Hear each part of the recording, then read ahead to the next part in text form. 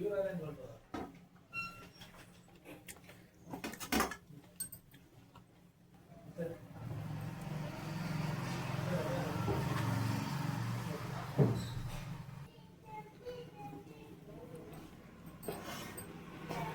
இந்த குழம்பு மீன் குழம்பு சாப்பிட்ற ஃபீல் ஆகும். பாருங்கள், செம்மையாக இருக்கும். Hi friends, welcome to Vinmani kitchen. இன்றைக்கி சூப்பரான ஒரு வெஜ்ஜு மீன் குழம்பு ஸ்டைலில் வெஜ்ஜு குழம்பு செய்ய போகிறோம். அது அந்த ரகசியம் லாஸ்ட்டில் பார்க்கலாம். இப்போது அந்த குழம்புக்கு தேவையான எண்ணெய் சேர்த்துக்கிட்டேன். நான்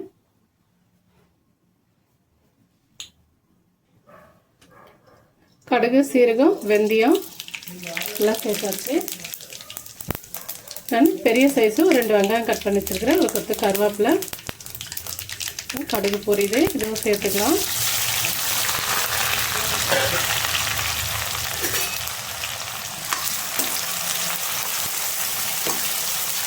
இந்த குழம்பு உண்மையிலே செம்மையாக இருக்கும், டேஸ்ட் நல்லாயிருக்கும் ரொம்பவே.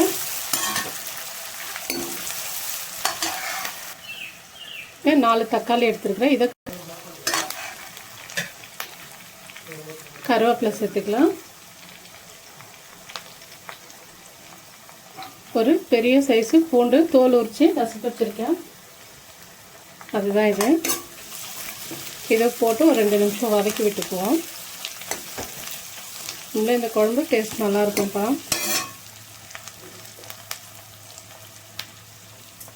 கல் உப்பு, தக்காளி,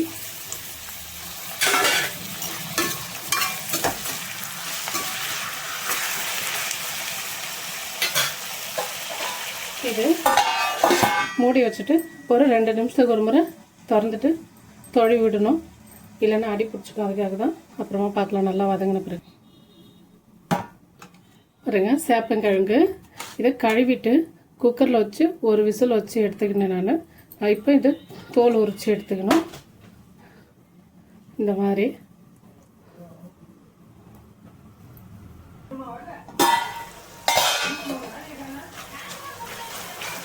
இன்னும் கூட தக்காளி நல்லா வதங்கணும். இன்னும் நல்லா வதங்கிட்டேன்னு மிளகாத்தூள் சேர்த்துக்கலாம். வெங்காயம் தக்காளிலாம் நல்லா வதங்கிடுச்சு, நல்லா எண்ணெய் பிரிஞ்சு வர அளவுக்கு. ஆனால் இப்போ குழம்பு மிளகாத்தூள் இது சேர்த்துக்கிட்டேன்.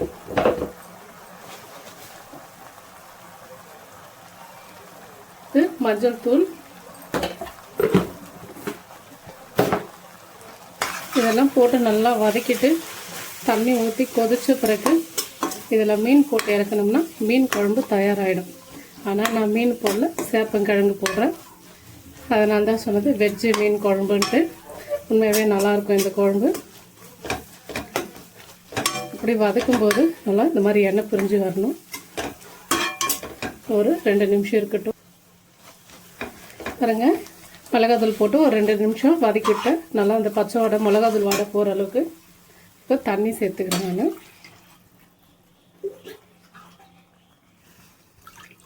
இல்லை 2 டம்ளர் தண்ணி வச்சுருக்கிறேன்.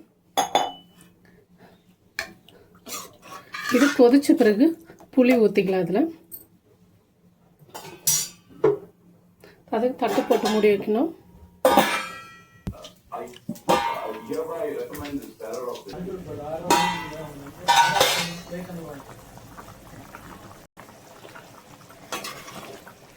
பாருங்க, நல்லா எண்ணெய் பிரிஞ்சு வந்தாச்சு. இந்த டைமில் நான் புளி வந்துட்டு ஒரு எலுமிச்சம் சைஸ் எடுத்து ஊற வச்சு கரைச்சி வச்சுருக்கேன். இப்போ இந்த புளி இதோட சேர்த்துக்க போகிறேன்.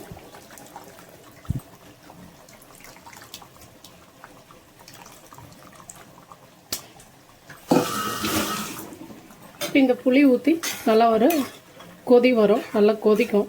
அந்த டைமில் சேப்பங்கிழங்கு எடுத்து சேர்த்துக்கலாம். நல்லா கொதிக்கிட்டுன்னு பார்க்கலாம்.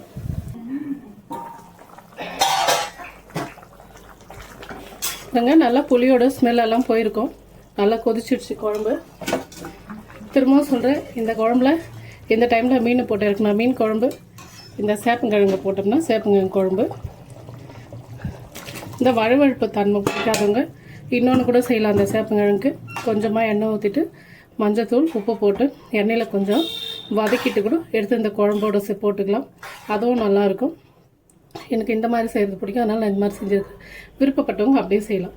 அதாவது தனியாக ஒரு கடாயில் கொஞ்சமாக எண்ணெய், மஞ்சத்தூள், உப்பு போட்டு ஒரு 2-3 நிமிஷம் ஃப்ரை பண்ணால் நல்லா ஃப்ரை ஆகும். அந்த டைமில் எது இந்த குழம்புல சேர்த்துக்கினா முடிஞ்சது வேலை, அவ்வளோதான்.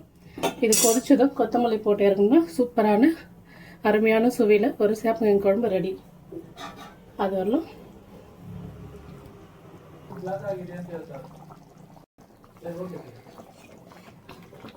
பாருங்க, சூப்பரான சேப்பங்கிழங்கு குழம்பு ரெடி.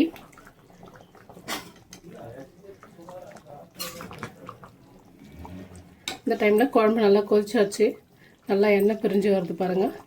கொத்தமல்லி கொஞ்சம் அப்படியே தூவி விட்டுட்டு இப்போ கேஸ் ஆஃப் பண்ணிக்கிறேன்.